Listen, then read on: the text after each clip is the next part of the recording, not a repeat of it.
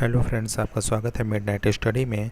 इस वीडियो में हम भारतीय संविधान के महत्वपूर्ण प्रश्नोत्तरों पर चर्चा करेंगे। तो चलिए शुरू करते हैं। भारत की जो संसद है भारत की जो संसद है वो किससे मिलकर बनी है? ये राष्ट्रपति, राज्यसभा और लोकसभा से मिलकर बनी होती है।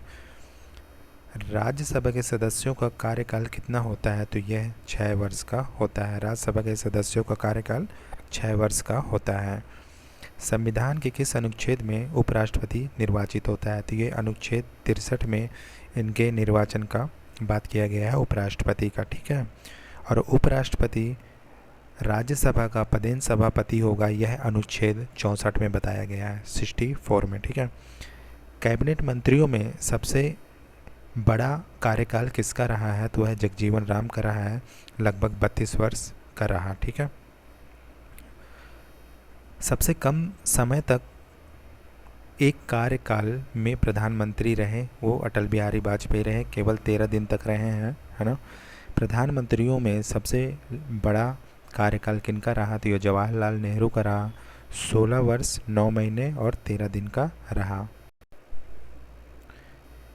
संविधान में उपराष्ट्रपति से संबंधित प्रावधान किस देश के संविधान से लिया गया है? तो यह अमेरिका के संविधान से लिया गया है। ठीक है। राज्यसभा के सदस्यों की अधिकतम संख्या कितनी हो सकती है? तो यह 250 हो सकती है। ठीक है। राज्यसभा में सदस्यों की जो संख्या होती है वो अधिकतम 250 हो सकती है। लोकसभा में राष्ट्रपति द्वारा कितने सदस्यों को मनोनीत करते हैं? तो ये 2 सदस्यों को मनोनीत करते थे, लेकिन अब इसको समाप्त कर दिया गया है, इसको हटा दिया गया है। ठीक है। राज्यसभा में राष्ट्रपति द्वारा कितने सदस्यों को मनोनीत किया जाता है? तो ये 12 सदस्यों को मनोनीत किया जाता है। ठीक है। संविधान सभा की संचालन समिति का अध्यक्ष कौन था? तो वह डॉक्टर राजेंद्र प्रसाद को संचालन समिति का अध्यक्ष बनाया गया था।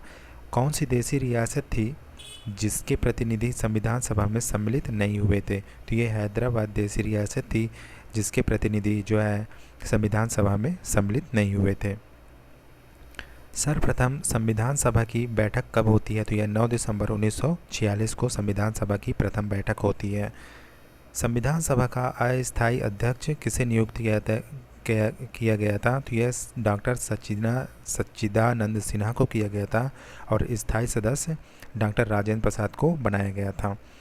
प्रारूप समिति संविधान का अध्यक्ष किसे बनाया गया था? तो यह डॉक्टर भीमराव अंबेडकर को बनाया गया था। इसमें टोटल 7 सदस्य थे अध्यक्ष को लेकर। ठीक है। अध्यक्ष समेत सभी 7 सदस्य प्रारूप समिति में। भारतीय संविधान को कब अंगीकार किया गया? तो यह 26 नवंबर 1949 को अंगीकार किया गया और 26 जनवरी 1950 को भारतीय संविधान लागू होता है। भारत का संविधान भारत को किस रूप में वर्णित करता है? तो यह राज्यों के संघ के रूप में वर्णित करता है, यह अनुच्छेद 1 में बताया गया है। भारतीय संविधान के अनुसार राजनीतिक शक्ति का आधार क्या है? तो ये भारत की जनता है। भारत का संविधान भारत के लिए किस प्रकार की सरकार की व्यवस्था करता है? तो यह संसदीय सरकार की व्यवस्था करता है, संसदीय प्रकार की सरकार की व्यवस्था करता है। भारतीय गणराज्य का संवैधानिक अध्यक्ष कौन होता है? तो यह राष्ट्रपति होते हैं। ठीक है। संविधान में वर्णित मौलिक अधिकारों की रक्षा कौन करता है? तो यह सर्वोच्च न्यायालय करता है। मिनी कॉन्स्टिट्यूशन किसे कहा जाता है? तो ये 42वें संविधान संशोधन को कहा जाता है। यह 1976 में होता है, सरदार स्वर्ण सिंह समिति के सिफारिश पर। ठीक है। इसको मिनी कॉन्स्टिट्यूशन कहा जाता है। संविधान का रक्षक किसे बनाया गया है? तो यह उच्चतम न्यायालय को बनाया गया है। संविधान की आत्मा किसे कहा गया है? तो प्रस्तावना को कहा गया है संविधान की आत्मा। भाषा के आधार पर पहला कौन सा राज्य गठित किया गया था? तो यह आंध्र प्रदेश को गठित किया गया था भाषा के आधार पर। दादर और नागर हवेली भारत में शामिल करने से पूर्व किसके उपनिवेश रहे? तो ये पुर्तगालियों के उपनिवेश रहे। विदेशी नागरिकों को भारत की नागरिकता प्रदान करने के लिए आवश्यक शर्त क्या है? तो 10 वर्ष तक भारत में उनको निवास करना पड़ेगा विदेशियों को, तब उनको नागरिकता प्रदान की जाएगी। मौलिक अधिकार कितने हैं? तो ये छः हैं, पहले 7 थे, अब 6 हैं। संपत्ति के अधिकार को मौलिक अधिकार से हटा दिया गया है। और भाग 12 में 300 अनुच्छेद 300A में इसको संपत्ति के अधिकार को रखा गया है। ठीक है। संविधान में कितने मूल कर्तव्यों का उल्लेख किया गया है? तो ये 11 मूल कर्तव्यों का उल्लेख किया गया है। पहले 10 मूल कर्तव्य थे, अभी 11 हैं वर्तमान में। संघीय कार्यपालिका की शक्ति किसमें निहित होती है? तो यह राष्ट्रपति में निहित होती है। राष्ट्रपति और उपराष्ट्रपति के चुनाव संबंधी विवाद कौन सुलझाता है? तो यह सर्वोच्च न्यायालय सुलझाएगा। ठीक है। राष्ट्रपति के चुनाव में कौन भाग लेता है? तो यह संसद और राज्य विधानसभा सभाओं के सदस्य भाग लेते हैं। ठीक है। राष्ट्रपति के चुनाव में संसद और राज्य विधानसभा के सदस्य इसमें भाग लेंगे। भारत का सर्वोच्च सेनापति कौन होता है? तो यह राष्ट्रपति होता है। संसद की स्वीकृति के पश्चात राष्ट्रपति शासन कितने दिन तक प्रभावी रहता है? तो यह 6 माह तक प्रभावी रहता है। सार्वजनिक धन का संरक्षक किसे कहा जाता है? तो नियंत्रक महालेखा परीक्षक को सार्वजनिक धन का संरक्षक कहा जाता है। सर्वप्रथम पंचायती राज व्यवस्था को किस राज्य में लागू किया गया? तो यह राजस्थान के नागौर में 2 अक्टूबर 1959 को लागू होता है, राजस्थान के नागौर में। ठीक है। भारत में कितने राज्य व केंद्र शासित प्रदेश हैं? तो अभी वर्तमान में 28 राज्य, 8 केंद्र शासित प्रदेश भारत में हैं। जनहित याचिका किस न्यायालय में दायर की जा सकती है? तो उच्चतम न्यायालय और उच्च न्यायालय दोनों में दायर की जा सकती है। भारत में मताधिकार के लिए कितनी आयु सीमा निर्धारित की गई है? तो ये 18 वर्ष की गई है। ये 61वें संविधान संशोधन 1988 द्वारा इसको जोड़ा गया। 21 वर्ष से 18 वर्ष कर दिया गया था। ठीक है। भारतीय संघ की राजभाषा क्या है? तो यह हिंदी है। भारतीय संविधान का निर्माण एक संविधान सभा द्वारा कितने दिन में किया गया था? तो 2 वर्ष 11 महीने और 18 दिन में इसका निर्माण किया गया था। विश्व का सबसे लंबा और लिखित संविधान किस देश का है? तो ये भारतीय संविधान है, विश्व का सबसे लंबा है और लिखित संविधान है। संविधान में प्रथम संशोधन कब हुआ था? तो ये 1951 में हुआ था। इसके तहत 9वीं अनुसूची जोड़ी जाती है। ठीक है। और यह अनुसूची भूमि सुधार से संबंधित था। ठीक है। 1951 में 9वीं अनुसूची और यह भूमि सुधार से संबंधित अनुसूची था। भारत का पहला आम बजट 1952 में किसके द्वारा प्रस्तुत किया जाता है? तो पीके षणमुखम शेट्टी द्वारा आम बजट 1952 में प्रस्तुत किया जाता है। भारतीय संविधान में किस अनुच्छेद को संविधान की आत्मा के नाम से जाना जाता है? तो यह अनुच्छेद 32 को जाना जाता है। इसको BR अम्बेडकर ने संविधान की आत्मा कहा है। प्रधानमंत्री का सचिवालय जो है वह किसके अधीन होता है? तो यह गृह मंत्रालय के अधीन होता है। भारत का मैग्ना कार्टा संविधान के किस भाग को कहा जाता है? तो यह भाग 3 को कहा जाता है। भारत का मैग्ना कार्टा जो है भारत के भाग 3 को कहा जाता है। जब भारत स्वतंत्र हुआ उस समय ब्रिटेन के प्रधानमंत्री कौन थे और ये किस पार्टी के सरकार थी? तो वहाँ के प्रधानमंत्री क्लीमेंट एटली थे और यह लेबर पार्टी की उनकी सरकार थी। लेबर पार्टी की सरकार थी। क्लीमेंट एटली जो है वहाँ के प्रधानमंत्री थे। संसद के 3 सत्र कौन कौन से होते हैं? तो बजट सत्र होता है, मानसून सत्र होता है और शीतकालीन सत्र होता है। ठीक है। भारतीय संविधान में संसदात्मक शासन प्रणाली, एकल नागरिकता और विधि निर्माण प्रक्रिया किस देश से लिया गया है? तो यह ब्रिटेन से लिया गया है। भारतीय संविधान में नीति निर्देशक तत्व किस देश से लिए गए हैं? तो ये आयरलैंड से लिए गए हैं और ये आयरलैंड स्पेन से लिया गया है। ठीक है। ये आयरलैंड जो है नीति निर्देशक तत्व जो है वह स्पेन से लिया था और आयरलैंड से हमने लिया है। ठीक है। भारतीय संविधान में मौलिक अधिकार किस देश से लिए गए हैं? तो यह अमेरिका से लिए गए हैं मौलिक अधिकार। भारतीय संविधान में संशोधन की प्रक्रिया किस देश से ली गई है? तो यह दक्षिण अफ्रीका से लिया गया है। संविधान संशोधन जो है वह दक्षिण अफ्रीका से लिया गया है।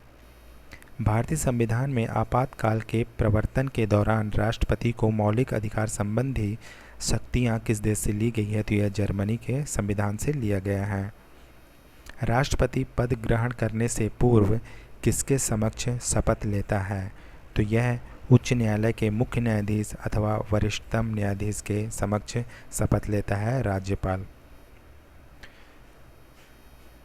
भारतीयों को 1947 में सार्वभौमिक सत्ता सौंपने की योजना क्या कहलाती है? तो यह माउंटबेटन योजना कहलाती है। ठीक है। प्रारूप समिति ने संविधान का प्रारूप तैयार करके संविधान सभा को कब सौंपा था? तो यह 8 फरवरी 1948 को सौंपा था। प्रारूप समिति ने संविधान का जो प्रारूप था उसको संविधान सभा को 8 फरवरी 1948 को सौंपा था। किस देश का संविधान भारतीय संविधान के अनुच्छेद 21 में वर्णित विधि द्वारा निर्धारित प्रक्रिया का विदेशी स्रोत है? तो यह जापान का संविधान से लिया गया है। विधि द्वारा स्थापित प्रक्रिया जापान के संविधान से लिया गया है। 56वां संविधान संशोधन के तहत किस केंद्र शासित राज्य को राज्य का दर्जा प्रदान किया गया? तो यह गोवा को किया गया था 56वां संविधान संशोधन के तहत। किस अनुच्छेद में लोक नियोजन के विषय में अवसर की समता प्रदान की गई है? तो यह अनुच्छेद 16 में अवसर की समानता प्रदान किया गया है। लोक नियोजन के विषय में अवसर की समानता जो है वह अनुच्छेद 16 में बताया गया है। बेगार पर निषेध तथा स्त्रियों के क्रय विक्रय पर रोक कौन सा मौलिक अधिकार लगाता है? तो यह शोषण के विरुद्ध अधिकार में यह बताया गया है कि बेकार पर निषेध तथा स्त्रियों के क्रय विक्रय पर रोक कौन से मौलिक अधिकार होगा? शोषण के विरुद्ध अधिकार के उसमें आएगा। ठीक है, मौलिक अधिकार में, शोषण के विरुद्ध अधिकार में।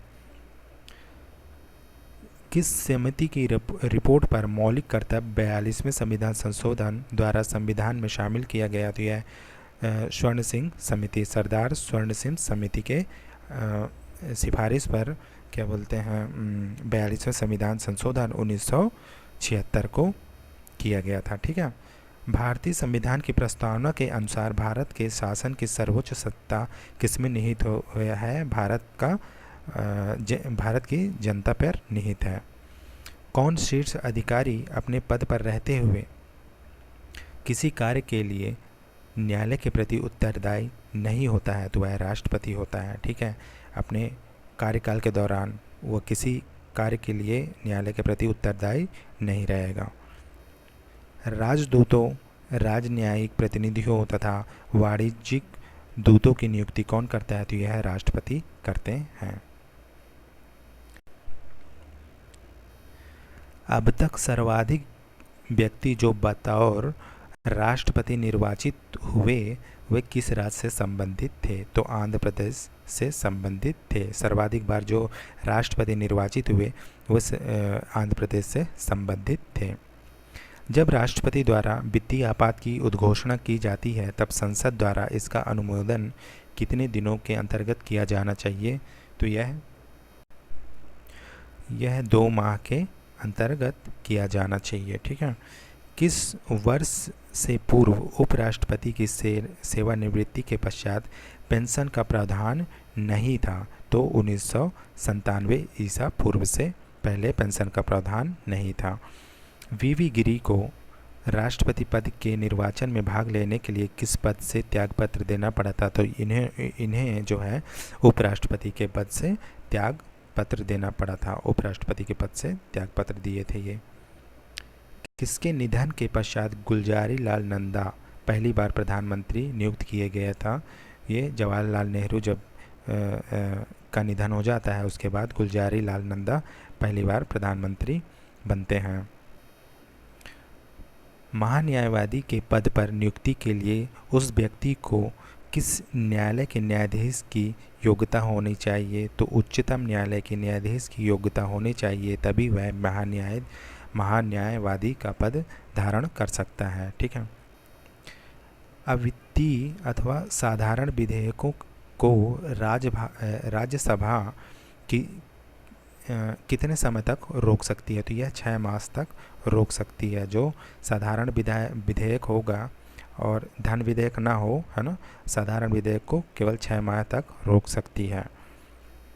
2 राज्यों के लिए संयुक्त उच्च न्यायालय स्थापित करने का अधिकार किसको प्रदान किया गया है? तो यह संसद को प्रदान किया गया है। संसद जो है विधि बनाकर 2 राज्यों के लिए संयुक्त उच्च न्यायालय स्थापित की मंजूरी दे सकता है। लोकहित के मुकदमे की पुनः स्थापना में उच्चतम न्यायालय के किस न्यायाधीश ने निर्णायक भूमिका निर्वहन किया था? तो यह न्यायमूर्ति PN भगवती ने किया था। उच्च न्यायालय के मुख्य न्यायाधीश पद पर नियुक्त होने वाली प्रथम महिला कौन थी? तो यह लीला सेठ थी। ठीक है, उच्च न्यायालय के मुख्य न्यायाधीश। ठीक है, ये याद रखना। संयुक्त राज्य लोक सेवा आयोग के अध्यक्ष और सदस्यों की नियुक्ति कौन करता है? तो राष्ट्रपति द्वारा किया जाता है। कौन सा आयोग केंद्र और राज्यों के मध्य करों का वितरण के सिद्धांतों का निर्धारण करता है? तो यह वित्त आयोग करता है। ठीक है। किस भाषा को संविधान की 8वीं अनुसूची में शामिल नहीं किया गया है, जबकि वह एक राज्य की राजकीय भाषा है? तो अंग्रेजी को शामिल नहीं किया गया है। किसने कहा राज्यपाल सोने की पिंजरे में निवास करने वाली चिड़िया के समतुल्य? तो यह कथन जो है वह सरोजिनी नायडू के द्वारा कहा गया था। ठीक है, सरोजिनी नायडू। किसकी अनुमति के बिना राज्य की विधानसभा में कोई धन विधेयक पेश नहीं किया जा सकता? तो राज्यपाल की बिना अनुमति के बिना किसी राज्य में धन विधेयक प्रस्तुत नहीं किया जा सकता। ठीक है, विधानसभा में। उच्च न्यायालय की पहली महिला न्यायाधीश कौन थी? तो यह अन्ना चांडी थी। उच्च न्यायालय के मुख्य न्यायाधीश की नियुक्ति कौन करता है? तो यह राष्ट्रपति जी करते हैं। ठीक है। सर्वोच्च न्यायालय की पहली महिला न्यायाधीश थी फातिमा बीबी को बनाया गया था सर्वोच्च न्यायालय की पहली न्यायाधीश, मुख्य न्यायाधीश नहीं, न्यायाधीश। ठीक है। कौन से न्यायाधीश सर्वाधिक अवधि तक रहे? तो YV चंद्रचूड़ सर्वाधिक अवधि तक रहे हैं। ठीक है। सर्वोच्च न्यायालय के सबसे पहले मुख्य न्यायाधीश कौन थे? तो हीरा लाल जे कानिया थे सर्वोच्च न्यायालय के सबसे पहले मुख्य न्यायाधीश। ठीक है। नेक्स्ट, संविधान में वर्णित मौलिक अधिकारों की रक्षा कौन करता है? तो सर्वोच्च न्यायालय करता है। मरुभूमि विकास कार्यक्रम किस वर्ष शुरू किया गया था? तो यह 1977-78 में शुरू किया गया था। जवाहर रोजगार योजना किस वर्ष शुरू किया गया था? तो यह 1989 में शुरू किया गया था। राष्ट्रीय रोजगार गारंटी कार्यक्रम कब शुरू किया गया था? तो यह 2006 में शुरू किया गया था। संविधान की आत्मा किसे कहा गया है? तो यह प्रस्तावना को कहा गया है। भारतीय संविधान में संसदात्मक शासन प्रणाली, एकल नागरिकता और विधि निर्माण प्रक्रिया किस देश से लिया गया है? तो यह ब्रिटेन से लिया गया है। तो गाइज़, इस वीडियो में इतना ही। अगर वीडियो पसंद आए तो लाइक, शेयर और सब्सक्राइब ज़रूर करें। मिलते हैं नेक्स्ट वीडियो में। Thank you.